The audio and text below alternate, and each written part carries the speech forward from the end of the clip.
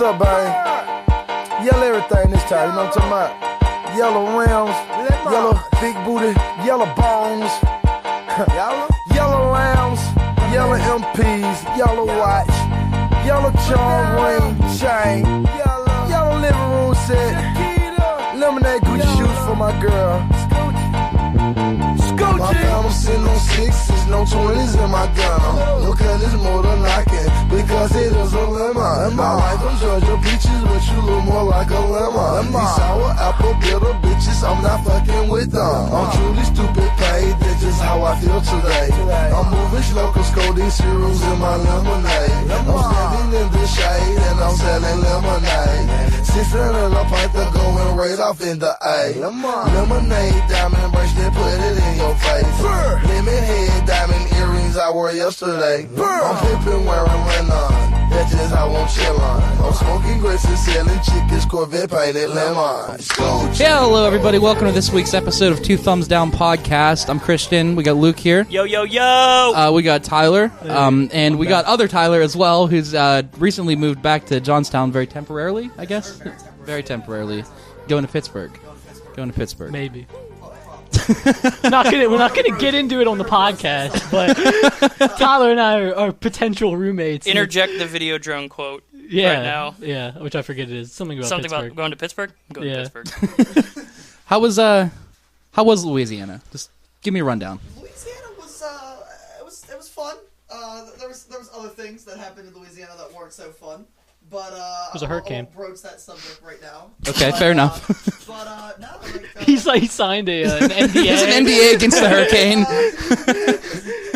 No, there's a very specific reason I'm back to this lovely. No longer allowed within 200 feet of playgrounds. That's right. Yeah. Hell yeah. Or schools.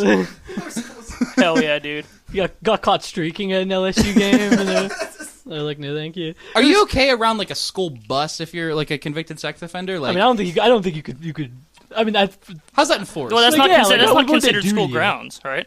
Is it? No, you're I not don't think it is. supposed to be around minors. Yeah, but what if you're just Yeah, fucking but- walking and there's a bus? Like, how's that your fault? Yeah, that's. I thought it was you can't be like near the grounds of a school, whatever the parameters are. So I don't think right, but I don't think a bus is considered school ground. Listen, man, if I'm a Right? pedophile and I see a school bus going by, I'm taking a peek. Well, that's like the perfect place to molest too. Is like right by a bus. Hell yeah. That's a good point. You mean on the road, like on the Yeah, like you street? wait for them to get off and molest. So maybe They when won't the do bus it. is They on, won't let kids off that people stand outside. That's true. Like maybe a stopped bus, you can't be Yeah. around. Yeah. I mean, a pedophile's pretty good if he can jump on a moving bus and Which brings me into my first category. Wait, you won't even know what the categories are. We haven't really introduced the episode yet. Best Hold pedophile. Hold on, No, because I what- want to talk about the depression that I've been having since Sunday. This is gonna be a shit mess. Okay. Yeah, just Hit me. do it What do you quick. got? I think you were there. My I was dude. there. It was Yeah. intense. I don't want to. I mean, I just wanted to talk about it. Just talk about that, and then just It's gonna be quick. It was not a catch. that's not what I mean. I don't care. Sorry, folks. Jesse James didn't, as the ref said, survive the ground. Yeah, but which that's is the weirdest okay. terminology I've ever heard used. I by don't a care about referee. that. I'm still depressed that it happened in the fucking first place because they should have never gotten that place in the first place. Just saying, they shouldn't. They shouldn't have. It was that individual, that phrase that your father Yeah. on Sunday. About Gronkowski. Oh yeah, That was so funny. He's like that dumb Polak. Yeah. But not even that. Like, Not he even yelled it that. from the other room, and Luke and I were both looked at each other. We were like, "What Polak? Are there any playing?" But no, Oh, not even that, man. Gronkowski. But Sean Davis should have caught it. Shout out to you, but do better. Yeah, I know you're listening, Sean Davis. Yeah. and Artie Burns, if you're listening as well, you're ball sack and you should never be playing anymore. They both these guys got to witness a grown man take a pillow and just like yell and then hit it on the ground, and then I sat in the corner like a child. I sat in the corner like a little baby. No, I didn't cry, but I was pretty damn not near when we were close. there. No, we were there. Well, no, because I wasn't pushed into a box full of sharp objects during that game like I was during the Super Bowl. Yeah. No, but that was a literal box pretty of good. sharp That's objects. pretty good. But Where am I? Fuck. Tim McGraw. So is that your so for this episode, I guess we're doing a best and worst of 2017. Is that your worst football game of 2017?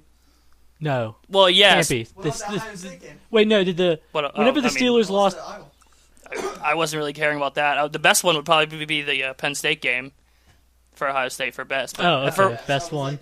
yeah, but for worst, probably that that's one. good. Yeah, I'd well, probably say worst. that I'm probably already gonna go with that one, and the best one was Pitt's annual beating a top-ranked undefeated team while also having no chance of doing anything. I thought that was going to be a foregone conclusion. They were going to win, but I still didn't. It was whatever. As someone who doesn't care much for football, I would say that was probably the best football game I've seen, just because it was the most entertaining. Yeah, I would agree. Yeah, except for the outcome. I got the NFL writ large on my list later on. We're going to talk about that later too, so don't worry about it. Yeah. All right. Yeah. You and your Tim McGraw. I'm going to circle back. Who's the best pedophile of 2017? It's Tyler Mann. Does it have to be someone who's done the deed during 2017? Yeah. I don't know. Okay, you got Weinstein. I guess. Was he a pedophile? Who? No, because they weren't children. Weinstein's not a pedophile. Yeah. Okay. Spacey. Kevin Spacey. And also Jared his Fogel. crimes weren't even 2017. That's true. So he's off. He's off your list, folks. Weinstein? No, I don't think so. It's Jared Fogel, baby. Jared Fogel is #1, Mr. Subway. I was explaining this to someone else that's not here before. Jared Fogel's in federal prison for his molestation because I explained this before. I think we're on here, but not on the podcast. But he's in federal prison because he moved over state lines to fuck a kid, basically. In New York City. Right. He went from his home in Michigan or whatever to New York City to fuck a kid, and he had they found messages and stuff of him saying he wanted to fuck this kid, but he timed it during the time that Subway wanted him to run in the New York City Marathon. Yeah. So he was like, I wasn't in New York to fuck the kid. I was in New York to run a marathon, which is one. Go ahead. If he would have did with a kid in Michigan, he would have been fine. He would have just been in Michigan prison, in the state prison. But now he's in a federal supermax, baby. Prisons in New York are no fucking joke. They put the prison back inside a prison. Yeah. They should have sent him to Rikers. Just ask Bobby Schmoeder. I don't know. He's not a pedophile, but he's in prison in New York. He was just in Rikers and stuff, though. All the proceeds from this episode are actually going to the Bobby Schmoeder Innocence Project as well. Well, my take of it is going to the Jared Fogel because I have to explain further. Jared Fogel tried to claim that he was a sovereign citizen. He tried to claim that he was soft civ and that he's part of no land or whatever. Are we all familiar with what a sovereign citizen is? Yes. Yeah, if you guys heard about that before, God. There's super libertarians. Yeah, dude, they're awesome. Who, think that they belong they don't to have state. their license plates just say sovereign citizen on them. They think you can't pull me over. It's a piece of paper. It's kind of like what's his face? Andrew Ryan from BioShock. He wants to have his own sovereign Peter Thiel. Yeah, okay, Peter Thiel's Peter a Thiel. seasteader who wants to build his own abandoned oil rigs and stuff. But these are people who live within the states and are just but I'm not part of it. You know? So he's trying to claim that, so he couldn't possibly go over the bounds of his home state because he doesn't have a fucking home state. People, he's a sovereign citizen. And it was apparently actually a pretty decent court memo that was filed, and people had a chance. There was a chance that they thought he was gonna get sent back to some shit one in Michigan or whatever.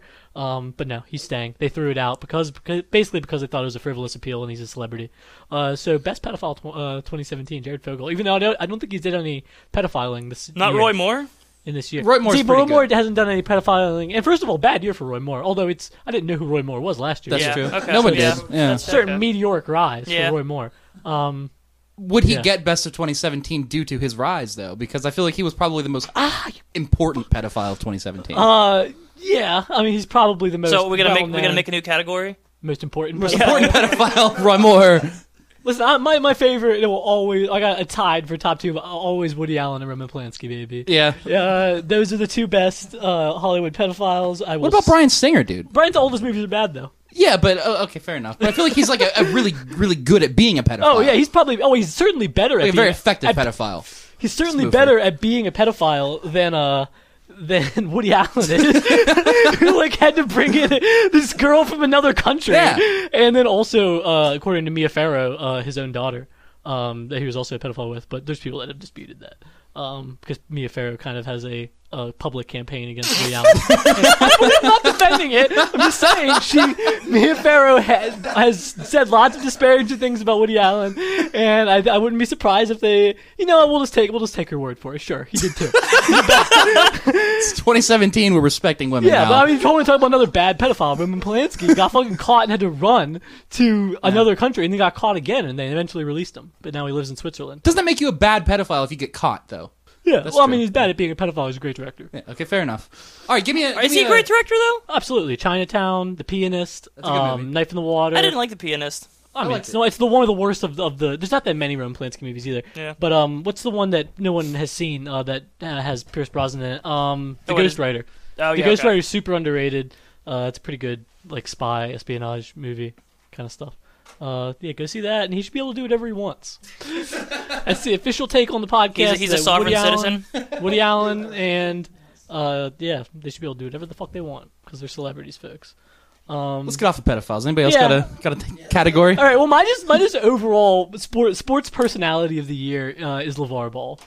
Okay. Lavar, I say sports personality. Yeah, I got pretty drunk last night in Pittsburgh, and I was just going on about how much I respect Lavar Ball and the Ball. I was getting a little emotional about it. How much I love the Ball family, and about how much I think that they are like the most renegade, besides Colin Kaepernick, the most renegade like force in sports. Right down to Lavar Ball today announcing that he wants to start a like an ex-ant basketball league for people who graduate from high school but don't want to go to college. Do you want to go? His two sons. Do you want to join?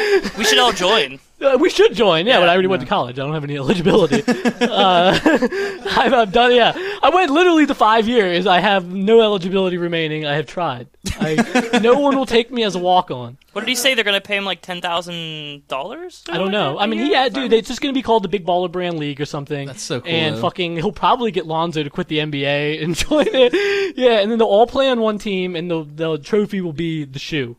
The $550 Big Baller Brand shoe. So let me get this right. He's starting a new professional basketball. Yes. Or strictly people who didn't go to college. Yeah. And so he wants to rival the NCAA as much as he wants to rival the NBA. Yeah. Which I think is a completely ethical and moral choice because the NCAA, especially when it comes to basketball, is like one of the most corrupt institutions. Up there in sports with like the IOC. From what I understand, it's not just basketball though. Like they're bad. Like football's across pretty the bad board. too. Yeah. But football, there's so many teams that have gotten what's known as like the death penalty in football, where they've completely shut down the programs for a few years. Like it was SMU in the '80s, and then Miami and Penn State for other reasons, and this whatever. There's so much more like due diligence done. I think in football now, you see way less recruiting violations. Except for Ohio State. Basketball. Well, Ohio State's run by Urban Meyer, who is not run by, but he's the coach, and he has no morals or ethics whatsoever. There's two new violations that have been broken by Ohio State. He's a scumbag. this year. Yeah. One of these two recruits like took pictures with Kirk Herbstreit. Yeah. And that's pretty minor. Well, I mean, he was the QB, but. But apparently they violated a violation that way. I don't know. I didn't read much. I bet you could take pictures with Troy Smith. No one would even know. I don't even know who that is anymore. He won a Heisman Trophy. With I know, but I don't. He played State. for the Ravens for 2 years. Yeah, he fucking blew. But this isn't a sports podcast, folks. But the best part of LeVar Ball is that, did you see the GIF that he posted of him dunking on Trump? Yes, that's pretty cool. That's also best GIF of the year. He went out and I very much enjoyed the Trump CNN GIF though. I thought that was actually pretty funny. So Trump found an old CNN GIF or whatever, and it took his of him in the WWE. LeVar Ball went out and hired a freelance animator to animate him, who is not a basketball player, dunking on the president. Yes, in retribution for the president taking too much credit and freeing his son from what seems to be a minimum security Chinese prison. It wasn't even that. They were just in hotels. Yeah. Oh, I mean, that's just one of the cooler 2017 stories I think you're going to come up with this year, is that there's a current war between a basketball family mogul and the president of the United States over who did more to get his son released from the shoplifting charge in China. Who do you think plays LeVar Ball in the movie when that eventually comes out? Denzel Washington. If he's lucky. And who do you think plays Trump? LeVar Ball should play himself. Yeah, he'd be better. And who do you think will play Trump? I mean, Trump would also probably he's a one of a kind, man. Yeah. Although I think, I'm going to go right on to something else that I have is on my worst of 2017 list. Anyone who has tried political comedy in 2017, it's all fucking bad. Yeah. Everyone who has done a Trump impression is terrible. Every stand-up special that's come out in 2017 has had a really, really bad and flat Trump joke. I just want everyone to go on the Netflix queue right now, go to the stand-up comedy portion, and just look at the covers, the posters that they put on there, and I guarantee you, 1 out of every 3 it has some kind of red, white, and blue motif, or it has some kind of like Trump pun in the title or something. Yeah. And there's also 0% that are funny. None of them are any good. I thought David Cross's special that came out that was before it was a thing. he did it pretty well, but you're not allowed to like him anymore. So. Oh no, yeah, I was just trying to. Exactly, I was trying to think of what it was in the meantime, and I couldn't think of it. Okay, there was this chick. I forget her name. Do you remember the girl's name that he made fun of? It's just one of the 8 million like indie stand-up comics or something. Oh, is it? I thought she was just like a media person. Okay, well, regardless, yeah. Somebody reported on. I guess it was her that reported on Twitter. Yeah. And she's like, "Oh wow, David Cross, it's really nice to meet you." And I guess he just went up to her and was like, "What? I can't hear you. What?" Yeah. And nobody can like him anymore. I guess because of that. It's so funny. And he has such like a prickly personality. So that everyone knows that too. Like he hates being. His episode of Come Town is like one of the most awkward things I've ever heard, where it's like he just calls in and basically tells them that they're not funny. And that he thinks that the whole interview is a disaster, which I believe was staged, but I mean it's still super funny. It's really awkward to listen to, though. Yeah. Luke, what do you got? You just pick something. See, Luke didn't do any notes. Well, no, so. I didn't. I have movies, but best video game. Okay, best video game. Yeah, okay, I would probably say fucking Wolfenstein. Wolfenstein 2. From what I played of it was pretty good. Yeah. Yeah, in Crafton, outside of my friend Evan's apartment, and Evan was smoking a cigarette, so we were waiting. And this guy who was just seemingly like cleaning out his car in the parking lot, heard me talking about the game. I'll say is probably the best one I played this year, which is the Tom Clancy Ghost Recon Wildlands. That's gotten pretty good reviews. Yeah, so. which I mean, it's the game I've played the most. I'll say I put the most hours into it. Because I don't consider FIFA video games anymore. It's just a drug. They're not any good anymore. They're like cynically selling things to me that like they're taking things out of the old game, and they're just like selling them back. And they're just like, you'll fucking buy it, you piece of shit. And I'm like, yes, I will indeed buy it. But so yeah, Tom Clancy. And then anyways, this guy came up to me and was like, you talking about Tom Clancy, man? And I'm like, yeah. I was like, have you played? He was like, I'm tier 1, dude. And so then he started talking about that. That rules. And I'm gonna give it to Cuphead. I was about to say Cuphead. Yeah, Cuphead. But I mean, which you're not allowed to like either because it's racist now. Yeah. Yes. Okay, so there was this big, giant, like, stink piece that came out by this dude.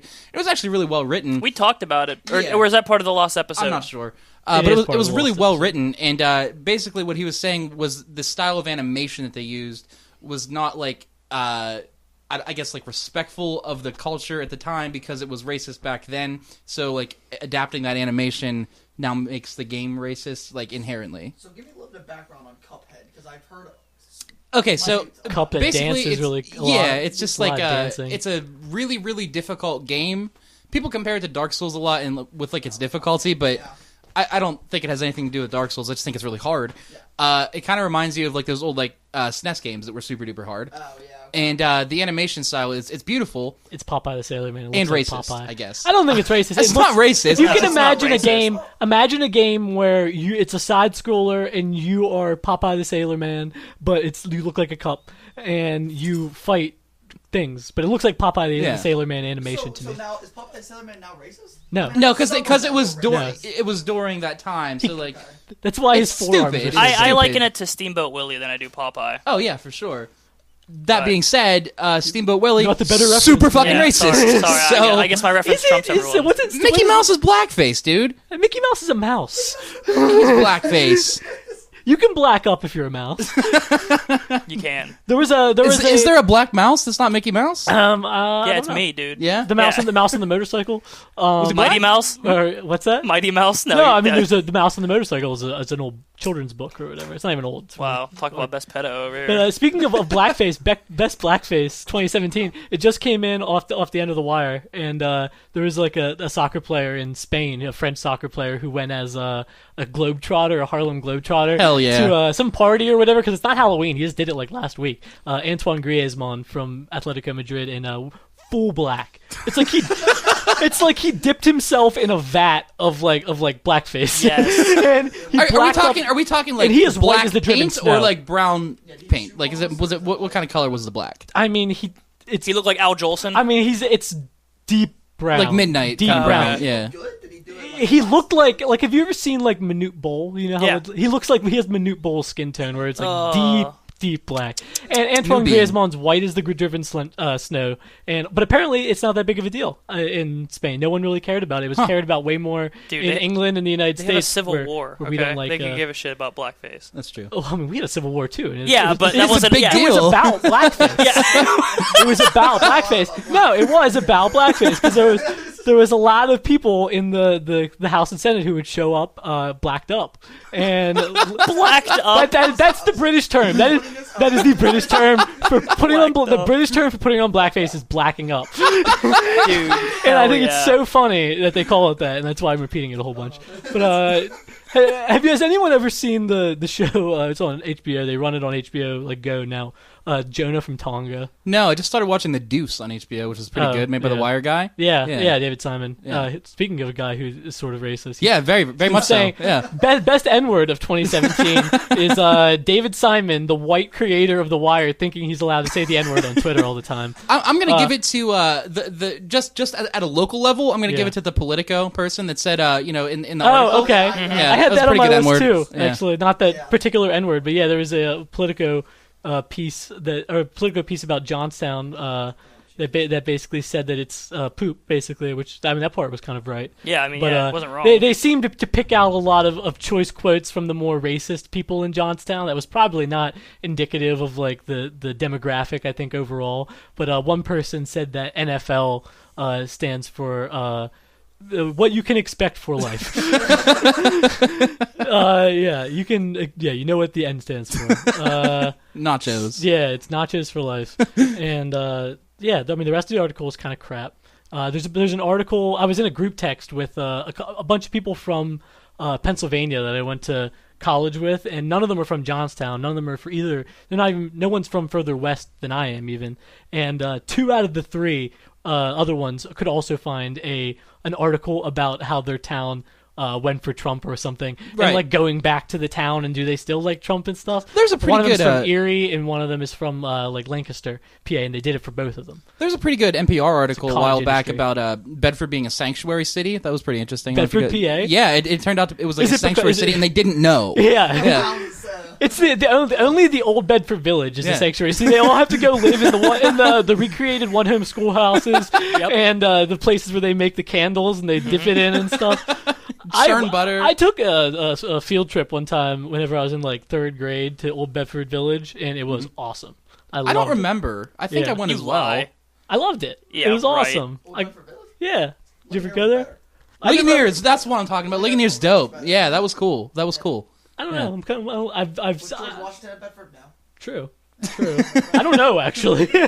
I don't know much. I mean, imagine Gettysburg is a pretty good one too. Around, yeah. Gettysburg's cool. I've never been to Gettysburg. Never been to a battlefield. They're not that. Anytime you talk about Gettysburg, there's always like some dickhead who's like, "Oh, it's really haunted there," and it's just, and they pronounce it Gettysburg too. Yeah, I always had to pronounce it Gettysburg. That's retarded. Yeah. Remember W. Luke IUP W from the Berg, G-Berg or something. G-Berg, that's pretty good. Very Caucasian rapper at IUP. W? W. Yeah. Tight. W of the Berg. Of the Berg. That's awesome. Great. It's coming back, like having Tyler was in one of his music videos. Something. Yeah. You remember that? Damn. Find it on IUP or, I know multiple people who have been in famous rapper music videos. I know one. Tyler? Yeah, really. No. I guess 2. Okay, yeah, I guess 2. Yeah. Is the other one Carlos Acosta? Yes, actually it is. Who had a really interesting like he's in the video very little bit for Wild for the Night by Skrillex and A$AP Rocky, because they were living in Santo Domingo. And during like the Stephen Paddock thing, there was fucking. So he was like there, I guess, and this girl like died in his fucking car. He was trying to take her to the hospital and shit. Yeah, pretty wild, man. Yeah. Best brother of 2017 is Eric Paddock. Stephen Paddock's brother, who, I mean, how could you top you can't top your brother. Your brother, the biggest, widely, the most prolific mass murderer in United States history. He shot over 500 people, like 60 of them died. Eric Paddock was like, I'm crazy though, and I'm going to take every fucking chance I'm on television to scream, weird shit, and they're also gonna find child pornography in my house. Yeah, well, he just likes the porno. He says, Whoa, time. It doesn't make you a pedophile? No, I think you have to do pedo stuff to be a pedophile. What, I might be wrong there. I don't know. What's the difference between ephebophilia and pedophilia? Hebophilia is age. That's like tweens. Yeah, like jailbait, if you will. Jailbait. Okay. Yeah. But pedophilia, I think the definition is like wanting to have sex with children. Luke and I have gotten onto this argument before. I figured on here. you would have to know. Yeah. Well, okay, so like at a very young age, I started going on 4chan, and you did as well, actually. Yeah, but I didn't really know how to navigate 4chan. And that's not on like an esoteric level. I mean, like legitimately, on, it's like a terribly on a layout level. Yeah. I didn't know how to get around, so I quickly went back to easier forms. Okay, well, I got like trapped on that. Okay, yeah. And like there's been many times where like you will see some just evil, like reprehensible, awful, disgusting, like child pornography. Because I've seen that does not make me a pedophile. Were you a child at the time? Sure, yeah. So let me ask you that. If you're He said child, sure. Looking at child pornography, does that make you a pedophile? That's an interesting argument, man. and I think also, what if it's drawn? I think that's okay. So, like, I think that's fine. Why did you do that? What? I don't know. You're just like, what if it's drawn? Well, no, it's a good point because I think that's absolutely fine. I'm trying to see you over this fucking thing that we have here. Okay, so there's a divider in between us, like I'm doing confession with Luke. Yes, okay, my so son. more 4channess. There's a whole thing called lolicon, which is like it's hentai with like really, really obviously like young like Asian girls. Okay, like the South Park episode where they did Tweak and. I'm not sure. I'm not up on South Park. Okay, yeah, but in lolicon, it's basically hentai. It's but like with children, and like I personally am not okay with it. But I don't think it makes you a pedophile. Oh. See, that's the difference, I think. I don't think it makes you a criminal, but to view child... Because I believe you're about to say it doesn't make you a pedophile to watch the kid hentai thing. I think it makes you a pedophile, but not a criminal, because there's no... like children being no one's being harmed in the making of this hentai. It's being drawn or whatever. Okay, I can see. But you still are attracted to children. Sure, so okay, that's a I think. good point. I guess that's what makes you a pedophile. So I guess whoever we were talking about, Eric Paddock is indeed a pedophile. Yeah. I'm not going to amend my list of who is the best pedophile. It's already in the books.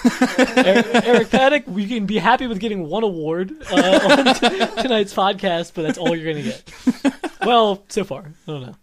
I don't think he's going to get any more. What? He's not gonna get any more awards. Well, I don't know. I have the best. There's other best and worst that I still have to get to. Oh, really? Okay. Maybe none of them have Eric Paddock in them. How about best song of 2017? What do you got? Okay, everyone else go ahead of me. Oh Jesus! No, I was just gonna. I don't really topic up. Does anybody actually have a best song? That's kind of my point. Is that like okay. I think this was. Brockhampton's good. I'll get to them. I think has been a miserable year for all music. I was gonna say Gucci Gang as well. I think it's probably the catchiest song. I'm gonna say it's a good song. I thought you were gonna say Despacito, Tyler. I think that song's alright. I don't even know what that is. The thing is, I'm almost positive Despacito didn't come out in 2017. No? Didn't The Justin Bieber remix did, and that's when it got popular. It was like the song I'm pretty of the sure summer. it's been out for since like 2015. It's the one that they say Despacito a couple times. That's how we do it down in Puerto Chico. Blah, I don't know. It's in something Gasolina. Yeah, it's really You know. The Daddy Yankee is on it as well. It's Daddy Yankee and Luis Fonsi. But again, that song I think came out last year. Best emo rapper, Lil Peep for sure. For sure. Yeah, I mean. Yeah, I haven't really caught on to this trend and that's why I think because that's like the prevailing new music trend is like these emo like goth rappers, and I think almost all of them are pretty bad. Some of them offensively so. Would you categorize Young Lean with them? Because I think Young Lean's pretty good. Kind of, yeah. I would categorize him with them. I don't think he's that great either, but I like him. Yeah, I think the best things he's done is whenever he tries to not do that at all. Sure, either. yeah. And he has a couple songs that are like straight up like almost rock songs or whatever. Like there is like Scandinavian rock just like sounds weird or whatever, and he's Scandinavian, so he does that shit. Who's some other popular emo rappers? Like I think like Lil Xan. Well, like I'm gonna throw Lil Pump into this too, but he's not really like it. But he's like legitimately. He is legitimately in the same like actual social circle as all these people. Yeah, you can definitely argue that like the emo rappers are like his contemporaries, like in a way. What about fucking Lil Uzi Vert? I think his music is like kind of. So then you're going back to Lil Yachty then. Yeah, too. sure. Yeah. Yeah, and again, I don't know. I mean, like some of those are better. Like I would rather take Little Yachty and Little Uzi Vert over some of the other ones that we've talked about. But like, I don't think that's gonna last for like I don't think it's gonna be something I go back to in like 5 years. No, absolutely not. Yeah, or maybe even like 2 years. Like, and then maybe Suicide even 3 Boys months. are like a thing now too. Which so were you agreeing with me when you were shaking your head? A little bit, yeah. Okay, because I thought you were like about to like go off. On no, I have not loving no. Little Uzi Vert, who has one good song. Yeah, he has one good song. That's already been ruined for everyone. That's what I think it is. They get like one song, and it's your Gucci Gang or your fucking White Iverson. You just said White Iverson, yeah, and that gets drilled into your fucking head for like a whole season. Yeah, and then you never want to hear them do fucking anything ever again. You never want to hear that person's fucking voice. Little Peep doesn't really have a song like that. I think that's why he's lasted.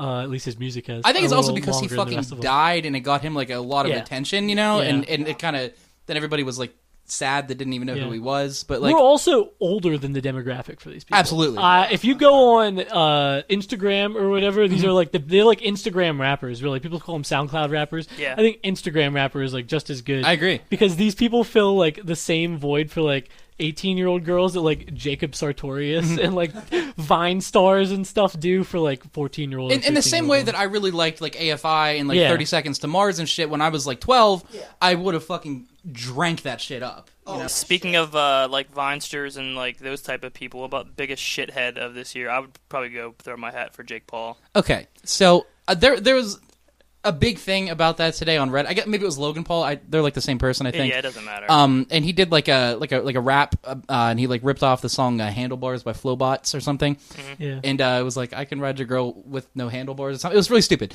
Hilarious. But the Flowbots guy like did like this big like diss retort, and I just don't know why anybody gives a shit about these people. Like Logan Paul or Jake Paul. I don't know why this has been such like an issue. Well, I just because I've gotten mad about them on the podcast with you many times, but I'm at the point now where it's like, why do I even give a fuck what they're doing? Like, who cares? They're just an idiot kid. We were aged out of that too. I think. Yeah. Like we're not. What does he call his crew? Team 10. Team 10. Yeah, we're not. We can't be in Team 10. What's it called?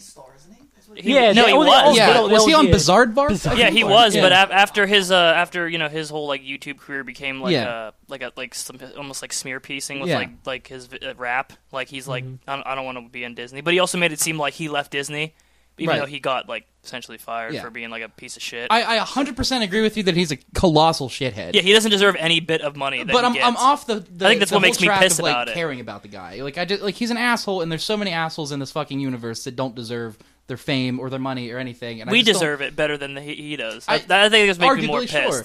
But like, there's so many other people that are a big deal than fucking Jake Paul.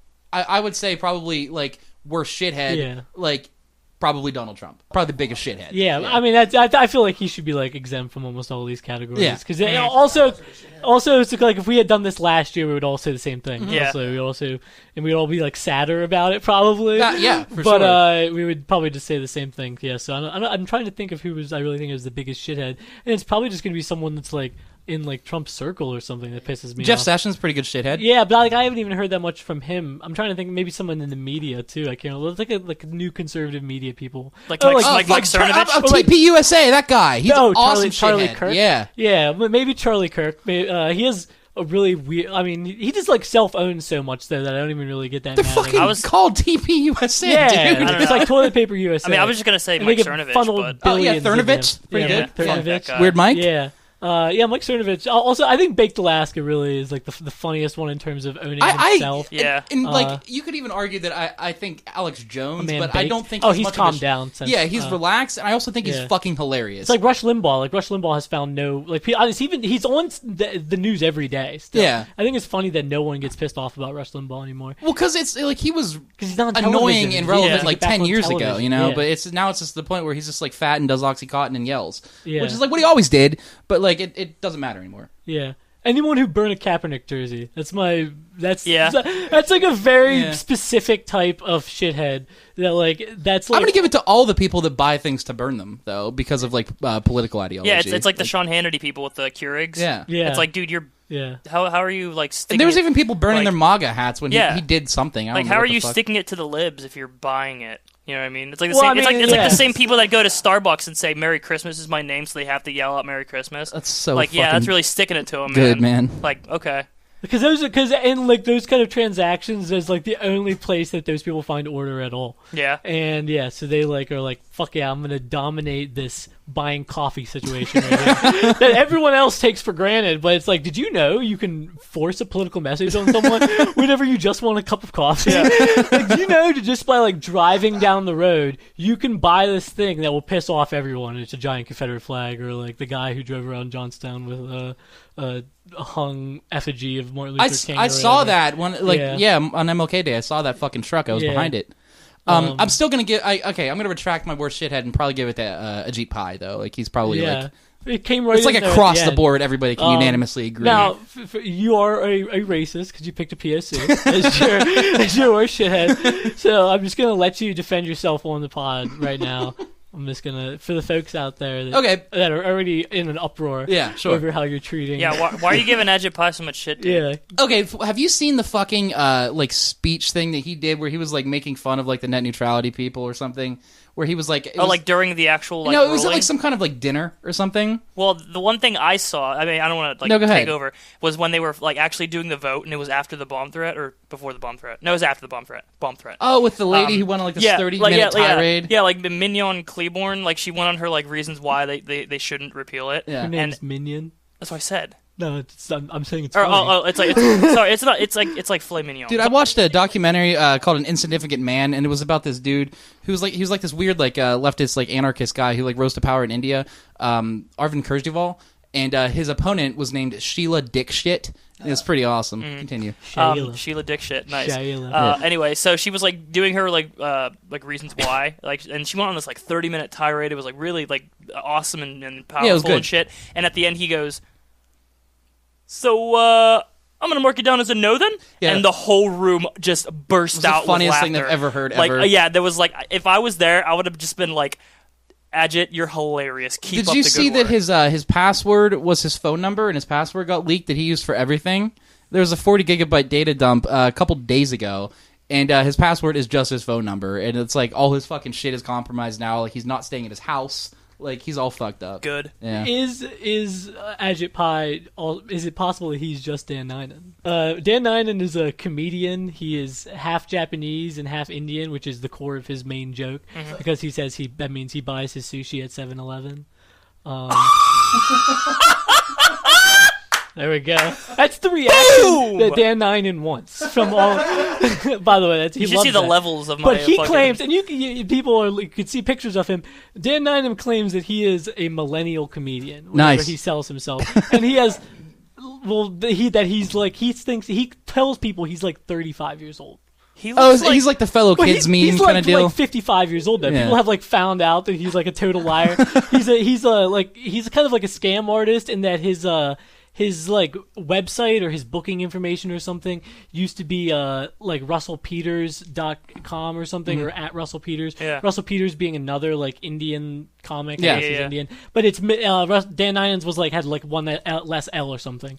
So he like took that, and whenever people would call for Russell Peters, he would be like, I'm not Russell Peters, but like I am Dan Nainan. That's funny. And he's done like shit he does like corporate events and shit. I mean, you could see there's a picture of him with Trump or whatever. He looks on there. like awesome. He did comedy for Obama, but he's awful. He looks like if like Rodrigo Duterte had like Benjamin Button disease. Yeah, you know what I mean. Like he looks older than Rodrigo Duterte. Which is amazing.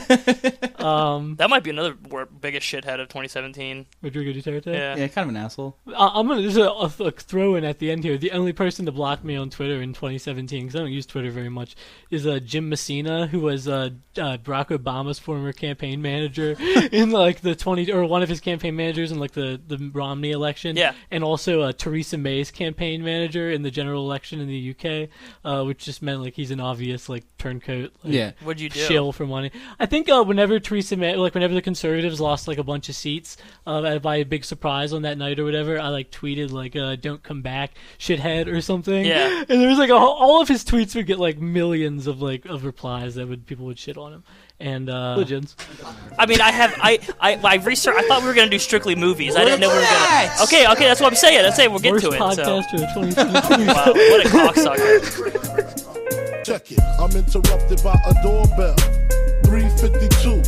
Who the hell is this? I get so quick, box my shit. chick, stop the dogs from barking, then proceed to walk. It's a face that I seen before. My nigga Sing used to sling on the 16th floor.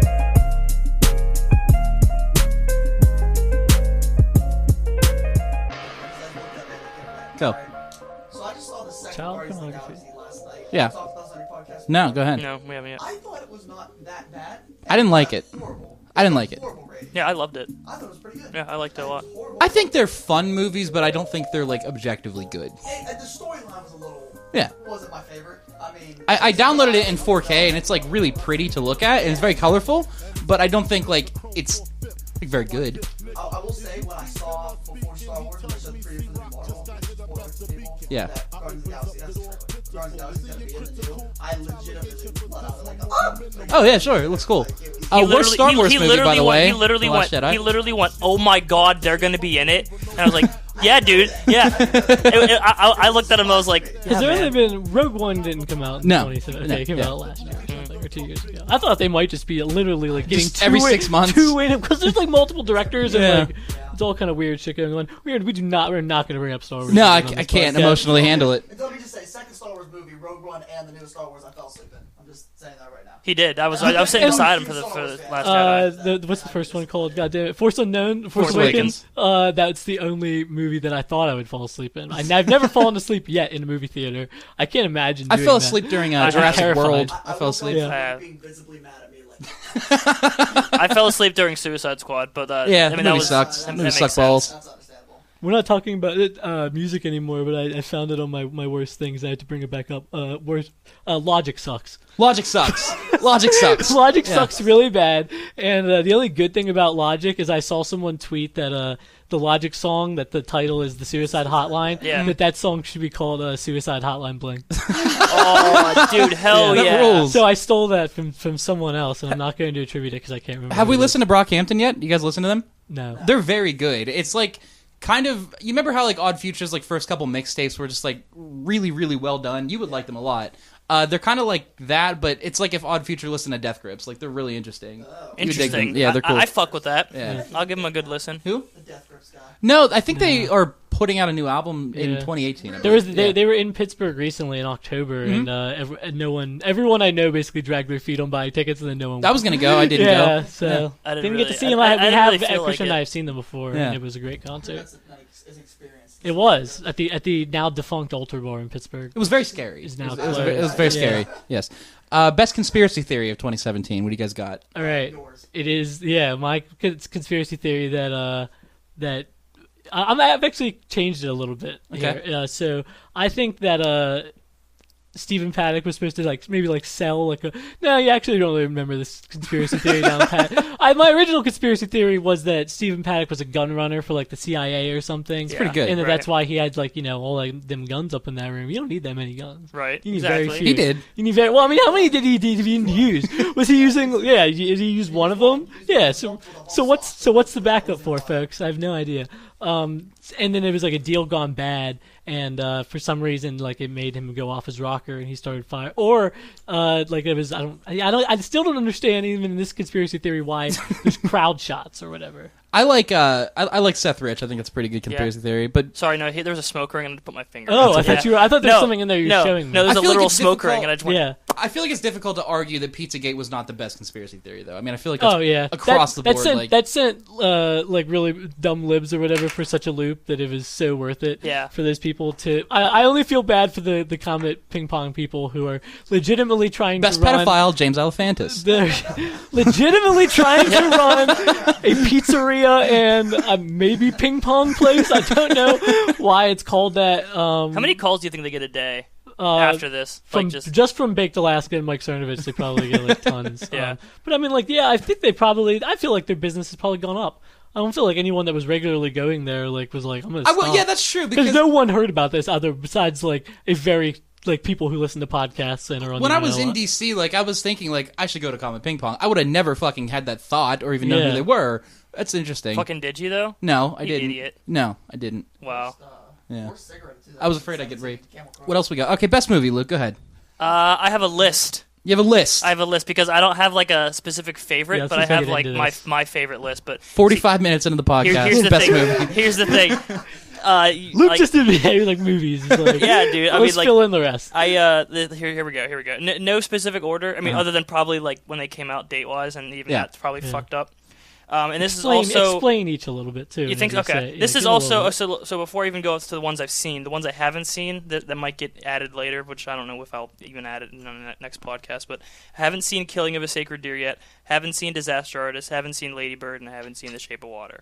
So those could probably be added. Yeah, I haven't seen any of those either, but I think. But anyway, here it is. Good. Get Out, Logan, Guardians of the Galaxy, Alien Covenant, Dunkirk, Spider-Man, It, Thor Ragnarok, The Void, Good Time, Blade Runner, Mother, and Star Wars. I would say the best one on that list is probably Get Out. Yeah? Yeah. I agree. See? You don't like the movie? You have no. I did not like Get Out. I don't. Well, first of all, I can't extrapolate. Best racist, Tyler Jabovic. Yeah, apparently, I can't like take the hype and everything around Get Out and like the cultural obsession over it, and like get that away from the movie. Yeah. And so it's like I'm waiting for it to be like spectacular and to be like socially affecting in some way, which I felt like and this movie has like, just because they're movies that had like black directors and a mostly black cast, like 12 Years a Slave really was like socially, I think, like had not like an actual like political effect, but like people that watched it like considered their place in like history and society on watching it. Get Out is not like that. It is. No. It's mainly. Yeah. Yeah, and then it comes down to that actually. But you're right. The message is like racists are bad. I don't think it's very funny, and I don't think it's not even really meant to be scary. I felt like the humor fell flat, like the whole fucking time. And I mean, the guy who's the main actor in it, I just don't think is very like charismatic or interesting on screen. He doesn't really. I liked him in the Black Mirror episode. Whenever I watched Get Out, like I watched it on like opening night, and I went home and I like Googled like Get Out YouTube review or something, and there was so many like. Kind of like new Black Panther people who were just like very, very upset about like the message of like race mixing and shit. And it was just like there's a big like collective of people that are mad about that. Yeah, I mean that's probably. I mean it's not really divisive critically because it's almost achieved like universal acclaim. Yeah. I feel like it'd be considered divisive to like be critical of Get Out at some point, and that's why I was like I'm just kind of like cynical about it in the first place because it has like everyone because it has a social message that people want to kind of latch on to by saying that like they're in their review they're supporting this kind of message and I don't know, I just didn't think it was that fantastic. The two best movies you thought that I think you just listed were Good Time and Mother. Those I think are my 1-2 of the year. I talked about Good Time like a little bit on the last one. It's a movie directed by the Safdie brothers. It's basically like a heist film because we were talking about heist films last time too. Yeah, and but I think it's the best, and it's like maybe without getting into like the actual economic or socioeconomic status of the characters, which it really doesn't. Like some of the most like indicative of the time, maybe the most indicative of the times like movie that came out this year, because it's like such a desperate and like anxious movie where like you're constantly like watching Robert Pattinson have like a night out in New York where he's trying to get back bail money that he needs to bail out his brother who is mentally challenged, who they just robbed a bank, and the cops found the mentally challenged brother and brought him into Rikers Island lockup, and he needs to get him out before like something bad happens. And he has to do like several other heist-like kind of things throughout the movie. He ends up heisting the wrong person out of a police hospital at some point, or an infirmary wing. He has to try to heist some liquid LSD out of a kind of like city amusement park or whatever. It's just like a super like desperate, intense movie, and Robert Pattinson is like probably, I think that's like the best performance I've seen all year is him. And he had to jack off a dog too. Yeah, well, you say this, it's not in the movie. It was a deleted scene. Okay, apparently there is a deleted scene. Was it a CGI dog? No, it was a real dog. It's a real. That's there's fucking a dog. awesome. Hell yeah. I don't like. Not to climax probably. Can a dog come from a hand job? Yeah. Yes. I mean, haven't you seen Van Wilder? Like in the context of the scene, it was supposed to like because I mean, it's understandable. It doesn't ruin the plot or anything. So there's a scene in which Robert Pattinson, Connie, I think his name is in the movie, is needs to like calm down this he's like breaking into this guy's apartment who has a dog inside the apartment, but the guy's not in there, so he needs to like pacify the dog so it doesn't bite him and shit. So he jacks it off. But he doesn't. What else would in you the do? movie? But I have heard that might have been involved because PETA were like up in arms or something about this movie at some point. I mean, I saw an article that said it was a deleted scene. Yeah. But they even cut that out because they didn't want to have like They end up changing the plot. No, but like I can pull the article. I would just like to see the Robert scene. Pattinson got asked by a director to jack off a dog. I think that's why he was very apprehensive about it. But the person who plays Robert Pattinson's mentally challenged brother in the movie is Ben Safdie, who's also one of the directors, and then his brother, whose name I don't fucking remember. What was the worst movie of 2017?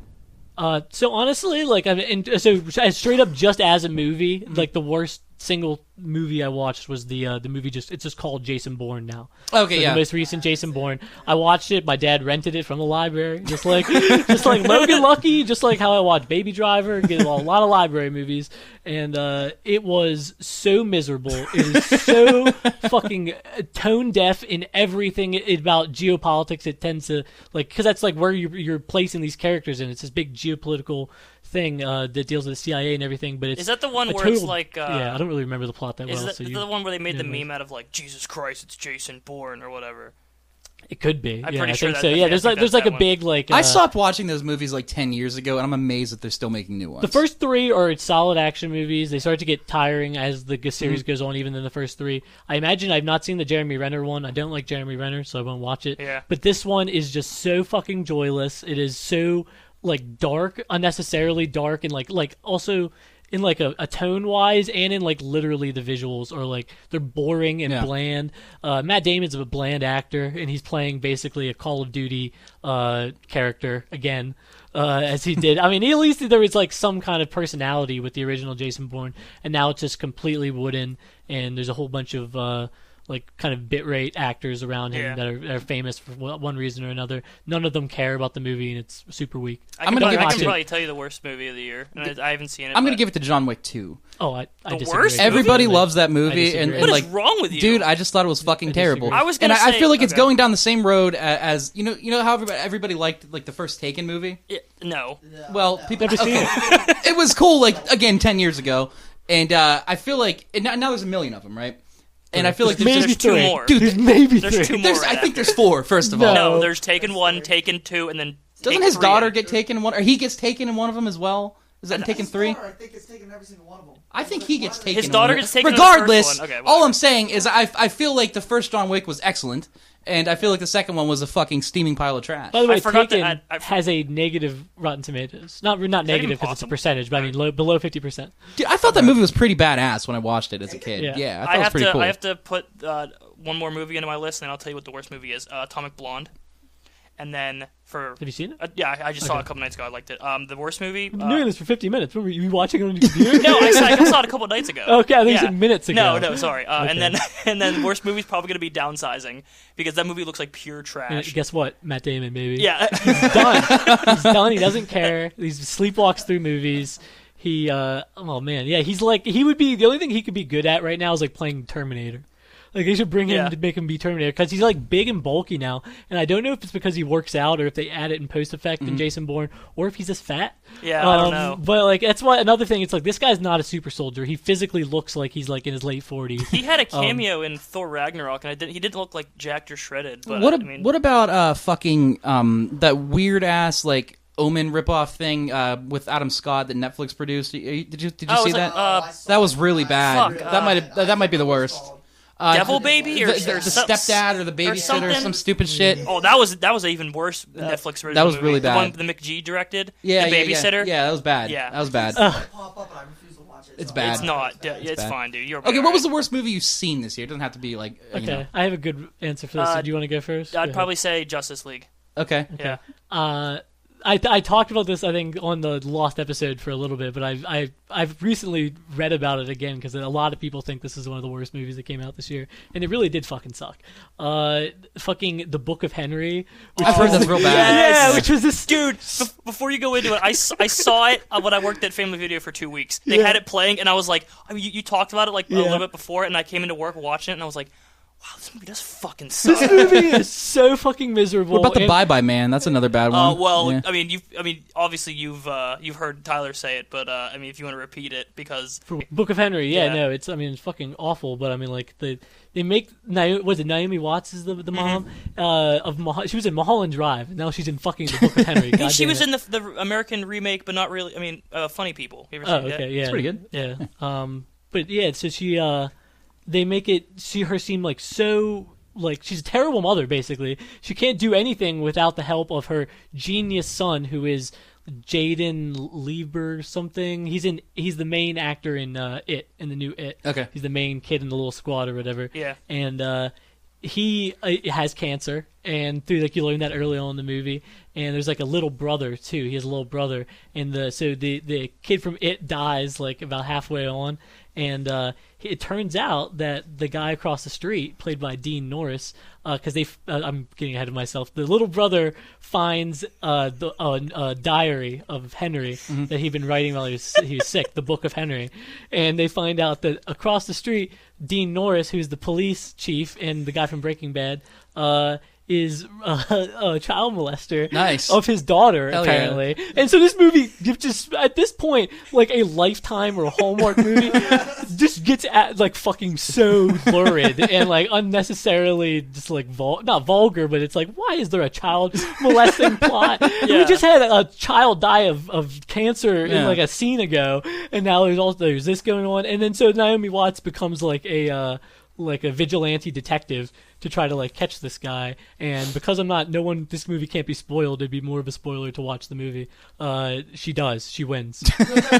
He turns himself in, she gets like video evidence or whatever, despite he turns himself in. That's not good justice. Dean Norris giving a lot of vague threats towards her, where he's just like, I'm the police chief, right? And I want to see some frontier justice. I want to see her hang him. Like in Hateful Eight. Hateful Eight, yes. Well, they don't let you do that anymore. Now movies have to be about pedophilia, and also a child has to die. It's the 21st, and I think this episode will probably come out around Christmas. Does anybody have any? What's your best Christmas movie? Jingle All the Way. Jingle All the Way. Yeah. How about your worst? Probably the Santa Claus. Yeah. I thought it was all right. Yeah, I thought it was okay. You say the Santa Claus series, or like the first Santa Claus? The OG, like the Santa Claus. Honestly, with Tim Allen. That movie's like pretty okay. Several bad ones, yeah.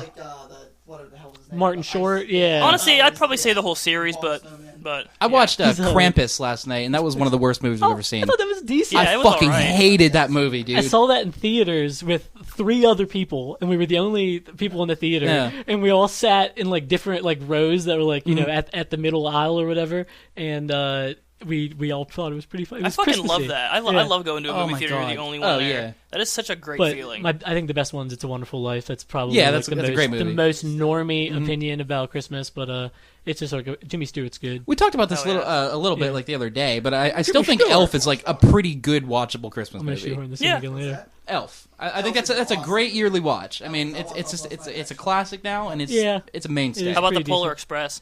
It's weird. Yeah. You'll get really tired of the theme in it if you watch it, because they have like this 8-second loop of music that constitutes like 95% of all of the background music in the whole thing. Insert joke. Insert joke that only we'll get, but Joey put in the polo. Yeah, that's very. Shout out to Joe Daly. I haven't heard from him in like probably Inside forever. baseball. So if anyone's talked to him, maybe this admission will reach him. Invite him over and we can watch Krampus. Yeah, so we can hang out. All right. Speaking of It's a Wonderful Life, can you do a Jimmy Stewart impression? I can try to do the one of the streetlights from Indiana.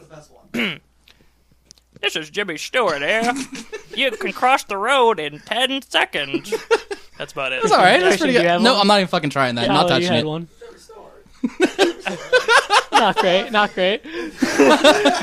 There was a great like tweet that I saw. Let me get yours. Well, I will in a second. So there's a great tweet I saw a couple years ago where someone tweeted back when it was 140 characters, a little bit of Jimmy Stewart as if he was the father in Cormac McCarthy's The Road. Oh hell yes! And so I would do that impression. It'd be like, see, me and the boy, we just want to get down. We're just trying to get to the golf tree. And, oh my god! We don't mean you any harm. You see, we're just trying to get to the sea. You know. Fuck, dude. I'm gonna read that book again, and I'm gonna picture after Jimmy Stewart's head. That's a hard read. Like, that is the most depressing book I've ever read. Come on now, son. We're carrying the fire, and you're seeing we're the good guys now, and you have to.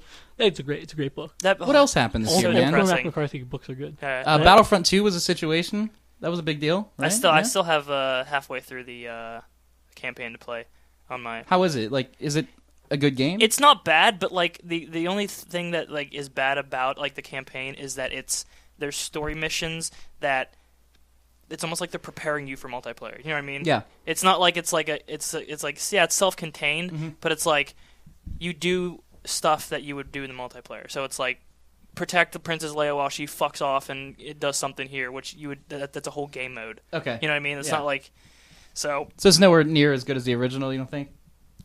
Like the OG games? Yeah. Yeah. The OG ones were. I mean, it looks beautiful, don't get me wrong, but what else? So is there anything in television that anyone would TV. Okay, put in a best of list? I have a couple things. Yeah, dude. Westworld season 1. I know you probably hated it, but I thought it was pretty good. I loved it. I'm really excited for season 2. I won't argue. I haven't seen it. Yeah, you haven't seen it, but you hate it. See? Okay. Well, I feel like Black Mirror will probably end up on somebody's list too when that comes out. Now, was there Black Mirror that came out in 2017? I don't know, but it's coming out in like 5 days. Well, I thought the first. No, it didn't. No. I don't remember when the first, the first half of that season or whatever. No, it's on the 26th, I think. With San Junipero and shit. Yeah. I think okay. The only things I can really say that I would put in a list of best of for anything involving television is the most recent Parts Unknown season, the Anthony Bourdain show. I mean, really, they're all like equally. I like him quite a bit, but it's like probably like one of the best like non-fiction shows on television. I would agree with you. He did a Pittsburgh episode finally this year that pissed off a lot of people online about Pittsburgh because it's not particularly sympathetic to Pittsburgh or like the vision that a lot of media people or like politicians in Pittsburgh push, where it's just like, new tech hub or whatever, and it wants to be the new Silicon Valley or Seattle or something. It really doesn't know what it wants to be because, first of all, the tech industry is small compared to even other East Coast cities like Boston or New York or whatever, and I mean they're basically screwing and leaving behind a lot of like the identity and culture and stuff that Pittsburgh had throughout its history before now by trying to court Amazon for HQ2. Teach all the poor people to code. Yeah, and that's kind of like the shitty overall. Like, if you like to reduce it all down, and it's like saying, well, we're going to teach coal miners or steel workers to code. Yeah, like we're going to become like instead of a steel city, we're going to become fucking the tech city or whatever. Code city. And it's like the steel city thing is also supposed to be about like resilience and like living in like a kind of like a shitty place. Like that's the whole. I feel like Silicon Valley is the absolute pinnacle of just hell. Everything Silicon Valley. It's a terrible place. The show or the place? The place. Show's okay. Still the TV. Still attaching it to TV. But yeah, my other. The only other thing that I thought was really good on television was Wallace Shawn on the one episode of Mr. Robot that he was on this season. Wallace Shawn, if you don't know, he's the guy from Princess Bride, the inconceivable guy, and he had a really good cameo that mirrored a lot of the like the Voight-Kampff test in Blade Runner, and I think that is probably he does it with Tyrone Wellick, another kind of like pretty robotic character in Mr. Robot, although he's not the one referred to as Mr. Robot. But yeah, that I think is the best like homage to the original Blade Runner that's come out this year, not necessarily the movie that they released. I feel like Stranger Things 2 was probably one of the worst TV series that came out this year. Yeah, I can. Yeah, I mean, I couldn't get the way through. It was. Speaking of Pittsburgh, it was pretty. It wasn't like no. Wasn't good. I didn't like it. You liked it at first, but it just kind of went off. Now that I gave it a little bit of gestation, I mean, especially that one episode that just didn't. The one episode of The Walking Dead that I watched this year was probably one of the worst things I've ever seen, too. Yeah, Handmaid's Tale came out in 2017. That's like really, fantastic. really, really good. Yeah. That was like one of the best single seasons of television I think I've like ever seen, and I think that's probably like a lot to do. Like Margaret Atwood has written like tons of fucking books. I can't say I've read a lot of them, but I imagine she's a really well respected author, and they didn't have to adapt a whole. They didn't have to do a lot of their own writing. I imagine they were able to take just a lot of her prose and stuff and make that into a really good show. That's probably like what I'm anticipating the next season of the most. Also, Baskets is good. Really Baskets early in the year, if you think about it. The last season probably was in January of 2018. 2017. Yeah. And that's like simultaneously like the funniest and saddest show on television. When I get around to finishing, besides Intervention, when I get around to finishing like the reading of Man in the High Castle, I'll probably just watch that. Mindhunter was pretty good. Mindhunter! Yeah. Fuck yeah! I forgot about Mindhunter. Mindhunter was good. Did you see Mindhunter? Well, no, I have not seen Mindhunter, but shout out to Evan, who we talked about earlier, my friend who I saw last night, who got paid $120 or so to be an extra in Mindhunter. Yeah. And they cut his fucking scene, people. Fucking Fincher out there cut his fucking scene. Well, I can say the same thing about what a visionary. Antoine Fuqua. Yeah, Antoine fuck you, apparently. Because he didn't call him Tony. He didn't put my face bright and shiny in the movie Southpaw. What did you expect? Did you expect Gyllenhaal to like hit with like a right hook or whatever, and you just be beaming and clapping like a child? Exactly. Yes. I spent way too much to be sitting in the. Wait, did you pay to go like? No, I was an extra in that movie. I got paid like $170 because it was like overtime. Yeah. Have you ever paid to be in the Kovalchuk Center otherwise? I never went to a concert, but the one time I even went to the Kovalchuk Center was some random dude that looked like he looked like a doppelganger of Mike Ehrmantraut. He gave Lux and I tickets to a basketball game because he was like a season ticket holder and he didn't want to go. So he was like, "I have these free tickets. You want to go?" So, but other than that, that was the only time I was in there. It was a fun time. I got to be like from you to Tyler away from 50 Cent. That's pretty cool. Because like we had to go on one side. How's he doing? I don't know. Yeah. I couldn't talk to him. I wasn't allowed. Isn't he in trouble? Didn't he do something bad like pretty recently? Yeah. He was on a BET show, like just like a cameo on it. Yeah. Like it was like a prankster show or something. I saw it on Facebook, but he was pretending to be kid's mother's boyfriend who she was having an affair with. Nice. And like pretended, and there was like it was surprising. There was like children whose fathers were still in the picture. Yeah. And like they were like cool with 50 Cent like banging their mom. Hell yeah. It's like 80% of the way to couples. Was it an already established prank show or is it a? It was just I think it was. Speaking of BET, worst Trump diss track, the Eminem freestyle. Yeah, I agree. Yeah. That was bad. Yeah, we can even stay in this vein. Whenever I said still on TV. One of the worst things of the year is The Daily Show. It's so fucking bad. Show, dude. it was around in 2016 with Trevor Noah as well. It now has it's kind of like neoliberal worldview. Bad. It's bad. Has been maybe disowned more than like any other political ideology. It's like so isolated. In its tone and shit. And I watch like the highlight reels on YouTube like every once in a while, and it's just like. It's this. He just recycles like the same fucking joke, and you could even argue with the same thing with John Oliver too, who I like a hell of a lot more than Trevor Noah, but I still think his show like it has this platform. I mean, so many people fucking like it and watch it, and it has the opportunity to like say something important, and he's still fucking making like Trump looks like a Cheeto jokes. Yeah. I think frankly he couldn't care about a lot of politics. Yeah, no, he doesn't. He seems like totally like a mercenary, and it's like there's nothing in stone that says there had to be another Daily Show. Right? Like we didn't need him there. We should just cancel it. I don't have this choice, but honestly, I mean Viacom. I kind of like the opposition that comes after the Daily Show. I'm not familiar. It's with Jordan Klepper, who was like a correspondent on the Daily Show. Whatever. Okay. He's kind of like this Alex Jones character. Yeah. So it's kind of like their response to like the Colbert Report whenever he was like a secret, he's a secret liberal, but which was fantastic, by the way. The old school Colbert, so good. Yeah, that's essentially what they're going with. People are still. I mean, I don't watch any of those shows, those late night shows. People still like Colbert. Apparently, I've watched a couple on YouTube. I hate it. The best ratings of any of those guys that comes on. I miss his character. Late night host or just like late night host, yeah. So that there's still a market, and he still does after like his first 6 months where he was getting awful reviews and stuff. He started incorporating a lot more like straight rip from the Colbert Report segments into his thing, and he brings on a lot more political guests than any of the other ones. Like he had Bannon on. I remember back in the day, it was such a big deal when he got Papa Bear Bill O'Reilly on the show and he interviewed him. It was awesome. On the Tonight Show or on the Colbert Report? Yeah, Colbert Report. Yeah. Best sexual harassment settlement of 2017 is the supposed $30 million that Fox paid to a woman who claimed to be sexually harassed. You don't think it was the... And then they were still considering hiring him, keeping him on at that point. Yeah. I forget what the impetus was for his eventual firing. You don't think it was the U.S. gymnastics team that just... Larry Nassar? Well, yeah. That guy's going away. They had to pay... they threw away the key on Larry Nassar. They had to pay Michaela Maroney $1.25 million for her silence.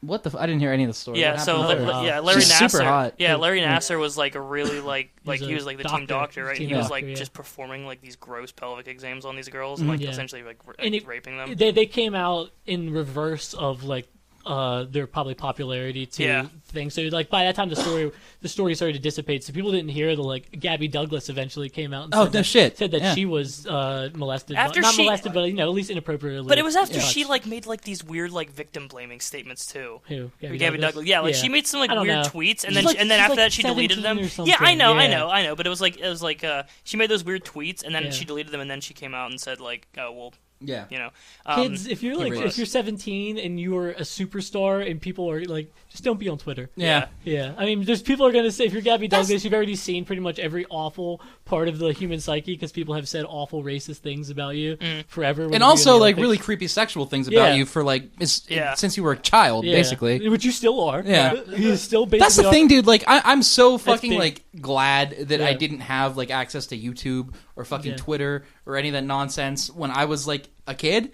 because like the amount of dumb fucking stupid shit I said back then and like having to be accountable for that I don't want. And I do feel empathy for these people when they say dumb shit. I still get fucking like this really has nothing to do with that, but I still get like those like time hop like things on Facebook where it's like you said this 5 years ago and I look at it tightens up. And I go oh my god, what was I thinking? Like I just posted like random like song lyrics and I was like, what the fuck? Remember that? Remember when people did that? Like I remember that. This has been a particularly like ugly year for like seeing young people on social media altogether. Not only because of all the Vine star people who are basically just like just whoring out their dignity in a way for this weird. And they're not even Vine stars anymore. They've transitioned to all these Snapchat other people and shit, YouTube yeah. people or whatever. They somehow make money. They all sing or act or do whatever. But also like seeing the way that people are like basically like sexually predatory online to famous. Like minors and stuff. The Stranger Things kids, it is so weird.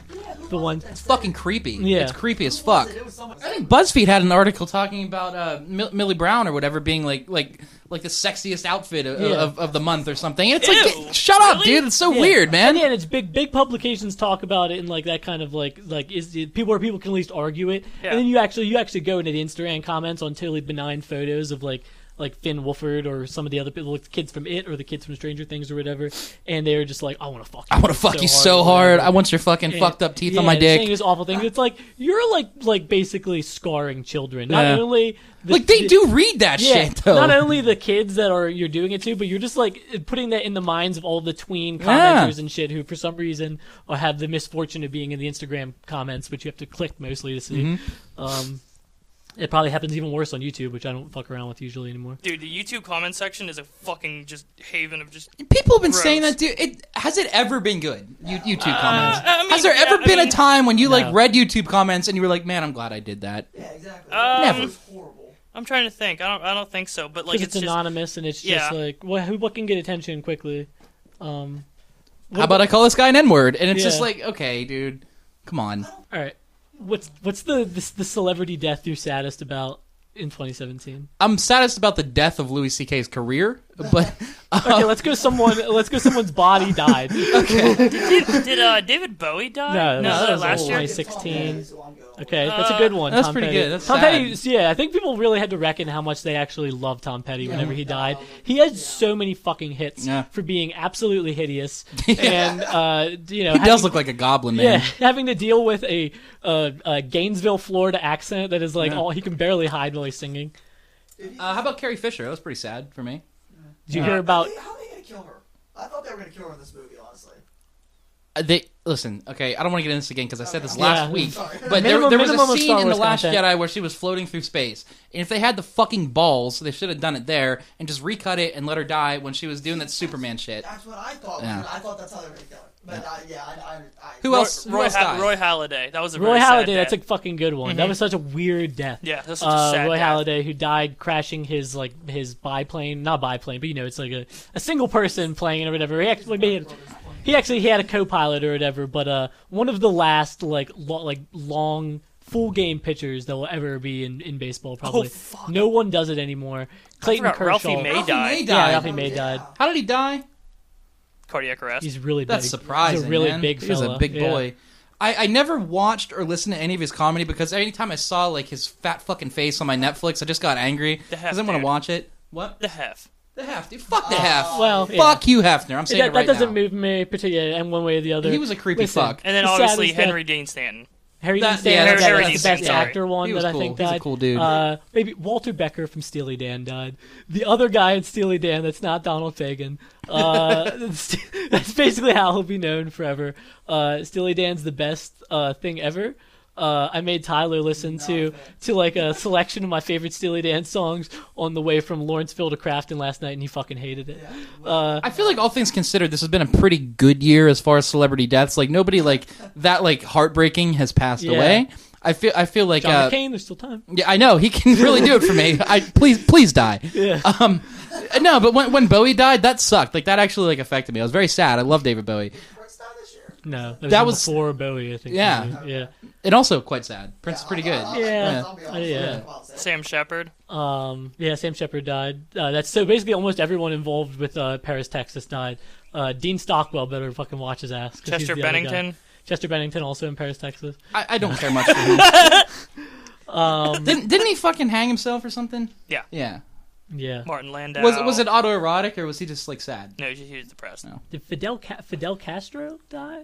Not this year. Not this year. Poor Fidel. Yeah. Adam West. Adam West was a weird one. Yeah. Oh yeah, Adam West died. Yeah, he was the voice of Batman on the Fairly Odd Parents. Is I'm what not he's known for. My internet enough. Chris Cornell. Chris Cornell was a sad one Audio too. Slave guy. Yeah, audio.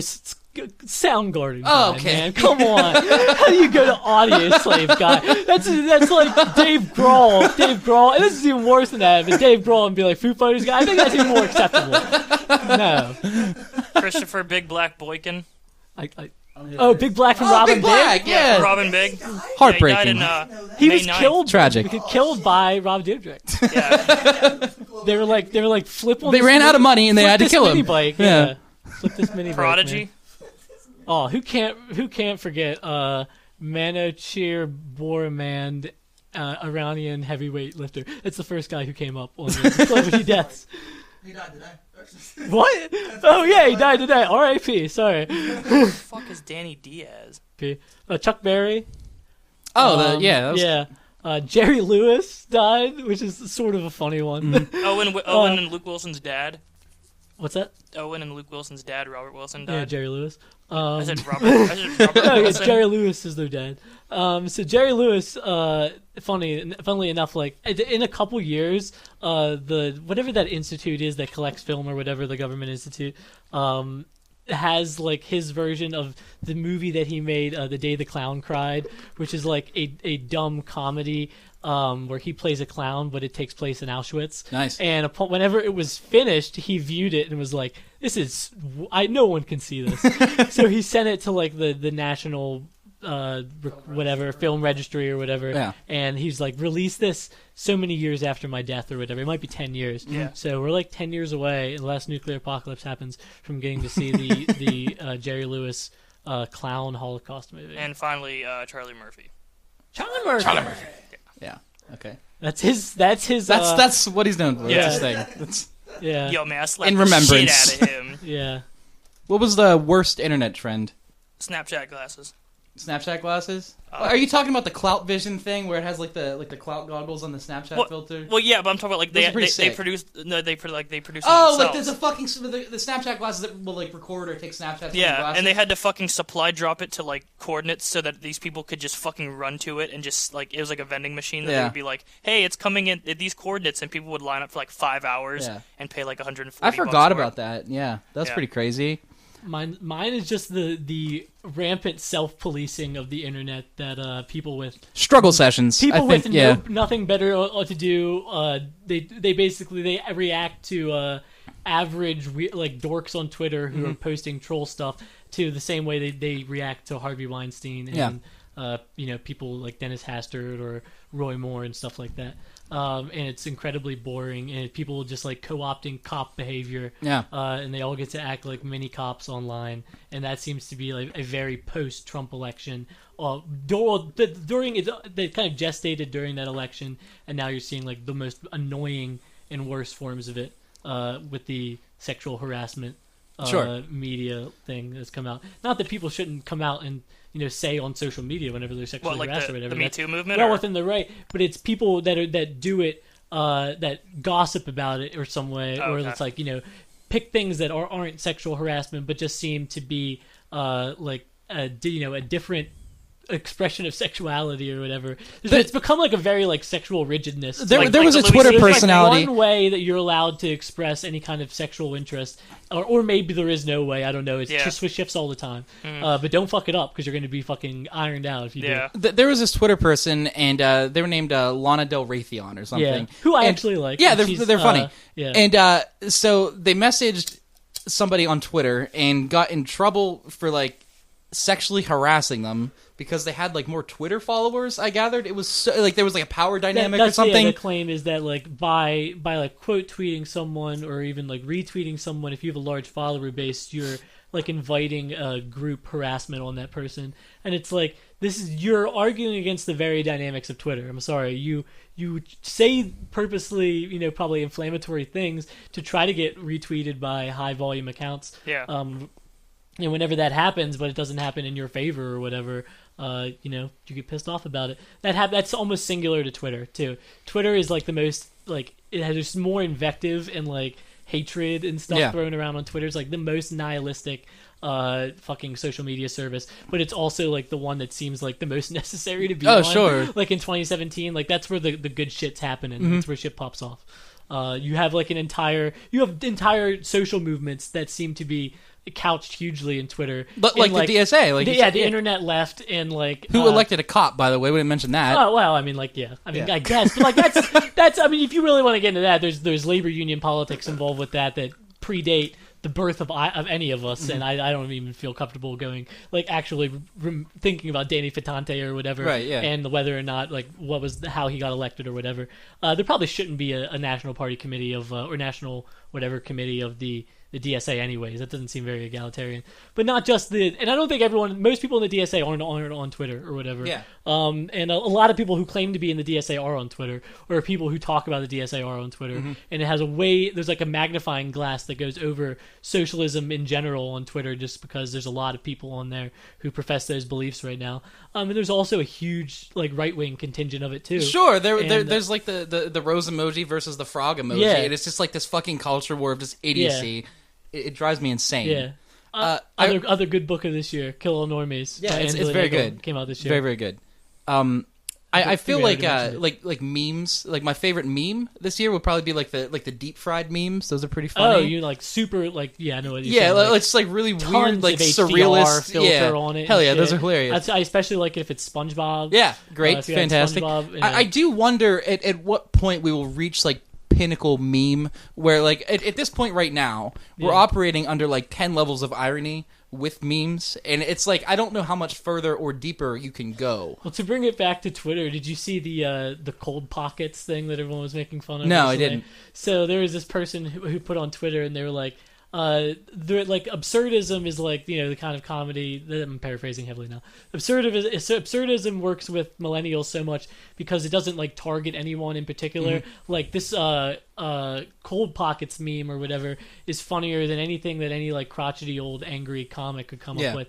And it's like a meme of like the Hot Pockets box, and it's ice inside the Hot Pocket. It's pretty good, but it's like people were like, that's if that's what you want the pinnacle of comedy to be, that's the fight you're gonna stake out, is like this fucking cold pockets thing says that this generation has all of its ducks in a row, we're gonna be just fucking fine. And anyone who does any kind of inflammatory comedy or anything that might punch in a certain direction that's not maybe like only at Trump, like is somehow not a comrade or whatever, to get back to the internet socialist people. What else, man? I don't know, man. I mean, I think we covered like a huge blanket around best and worst. Rick and Morty sucked. Rick and Morty sucked balls. The Szechuan sauce thing was lightning rounds. One of the most embarrassing things that happened all year. We already talked about that, but just start naming. Just go bad things first. Just general bad things about this year. Go for it. All right, like I said, Walking Dead. That was bad. Go. I guess Szechuan sauce, even though we talked about it in the previous podcast. But comic book movies in general. The NFL. The ratings are fucking dying on the NFL. Yeah. All the players are fucking dying. Papa John's being racist. That's pretty good. Yeah. That's pretty good. Fucking H3H3 interviewing JonTron. That really upset me. Yeah. The Nazi guy? Yeah. That was bad. Yep. PewDiePie. Also Nazi guy. Yeah. You're right. Really? Yeah, he's bad. You don't know this? He's real bad. Yeah. I didn't really follow Pootie Pie like when Pootie Pie was Pootie Pie. Yeah, no. Poopy Pie.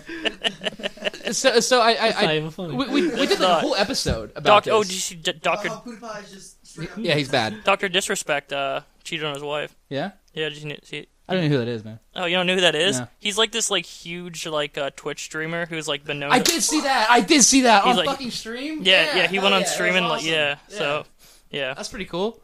kind of feel bad. R / incels, pretty bad. Oh my god, incels. Fuck hurricanes. Hurricanes, yeah. Tyler tried to fight Hurricane Harvey. He was a firefighter during a hurricane. They were like, "Oh, not much work right now. Sorry." The rain put out all the fire. It's pretty much nothing left for you. Can we come to unanimous agreement on the best thing of 2017? Probably not. Probably not. No. Yeah. The thing that made me, the only political moment maybe that made me hopeful for like a weird time was the Jeremy Corbyn win. That was pretty good. Britain. That's pretty good. And that felt like the beginning of like a sort of like left wing turn in British American politics altogether, because Corbyn and Sanders seem like so inextricably tied in that they're kind of these like old men, like communist old men, who have like super young followers and stuff. And seeing him not win, he's not prime minister still, but do way fucking better than was expected of him. And then you see people with much more boring political beliefs, but like Doug Jones win and Ralph Northam still win. pretty good though. Even though they weren't expected to win. Yeah. And you expect that if the Democrats don't fuck it up this time around, they have a golden opportunity I agree. to change a lot. So that's like the best thing is probably that 2017 hasn't been like an entrenchment. There's a light at the end of the tunnel of the hellscape. Trump has been mostly like defensive for almost the whole year. And I mean, you can't. You can only play defense for like so long. You have to score the ball eventually, baby. And, I guess that is a shared. Will we see him impeached in 2018? No. I think he'll make it through the term, but you do? Yeah. I have a weird thing that I don't think he's going to run again. Really? So, yeah. Let me Didn't he already register to run again? Like, I mean, you can just say I'm not doing it. Yeah. So, okay, did you see the thing where he supposedly grabbed a water cup with two hands and drank it, and people are calling him senile now? I mean, he is. That is like a very, well, I love. He absolutely, unequivocally has dementia, for sure. This is late in the podcast now, but best diss of the year is definitely Kim Jong-un's diss on Donald Trump whenever he called him like a dotard. Yeah. And led the whole like country to be like looking up what dotard means. And it's basically he's like a fumbling old man who like doesn't have his senses about him or whatever. And I was like, you nailed it, Kim Jong-un. You don't even fucking speak this language. Yeah. Let me get that haircut, man. So yeah, now I believe in the Juche philosophy that rules. I'm gonna move to DPRK. Yeah, I am gonna move there. Are you? Yeah. I really don't think it's as bad as everybody says it is. I think it's way better. I'm dead serious though. I think it's probably fucking paradise. To be honest, I know you're joking, and I know you're not. But like, seriously, in a way, I truly don't think it's as bad, because like they like there's this like big like nuclear threat thing, right? The thing is, it can't be as bad as it's being said, because there's. I mean, so much thrown at the North Korea is a literal hellhole that it's like, if it's a literal hellhole, it's like, well, obviously everyone's been saying that. And I mean, there's evidence of fucking labor camps where you don't come out that are as bad as anything from the Holocaust. There's this like, there's an entire, is there that much of a difference between like prison camps and like American prisons though? Because like there's still forced labor and shit here. Yeah, no, I mean you can make like the roughest sentences, and you can be like, but that's analogous or whatever. But I mean, you're literally brought to these camps for thought crimes and stuff, and being related to people. I'm certainly not saying it's a good place to be. I'm just saying it's not nearly as bad. You don't come out though, either. Right. There's no release out of any of these camps. You work till you die, which I mean, like, you don't die doing the kind of work that the American prison's awful. I'm not going to be a defensive passion defensive American prison, but it's I don't think it's ridiculous to say it's not as bad as North Korean labor camps. And that I think might be one of the hottest takes of 2017. All right, folks. North Korea's good, and that'll do it. Yeah, that's it. Yeah, Merry Christmas. Yeah, happy fucking New Year, apparently. Fucking criminal. All right, bye, guys. Love you. I broke free on a Saturday morning. I put the pedal to the floor. Headed north on Mills Avenue.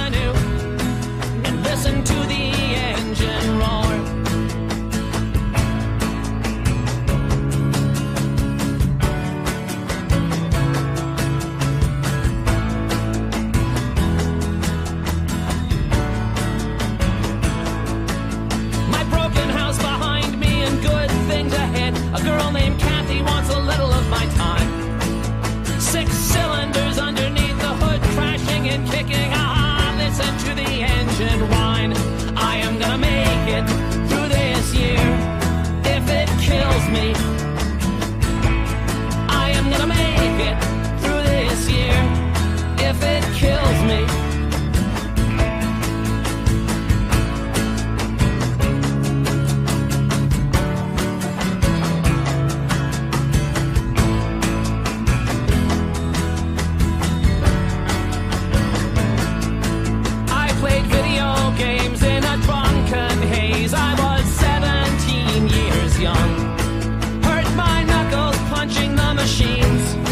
Taste of Scotch rich on my tongue.